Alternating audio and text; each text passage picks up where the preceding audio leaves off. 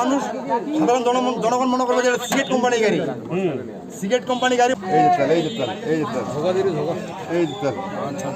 মুখ বরাবর তেল, এই যে পেট্রোল লোকটান দুইটা আছে, মোটামুটি এখানে তেল আছে 70 থেকে 80 লিটার। খুব ধরান খালি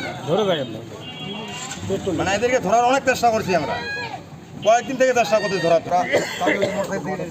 পালাইছে মোটামুটি আধা ঘন্টা লোক ওরা পেট্রোল লোকটান দুইটা আছে, না 1000 লিটার তেল ওরা।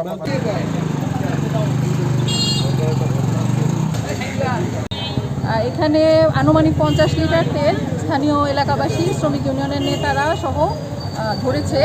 মোটরসাইকেল আরোহী যে উনি আপাতত পলাতক আছে, মোটরসাইকেল এবং তেল সহ আমরা একদম পাম্পে যাচ্ছি, সেখানে ন্যায্য মূল্যে আমরা তেলটা বিতরণ করব যাদের কাগজপত্র আছে, বৈধ লাইসেন্স এবং ওয়েল কার্ড আছে তাদের।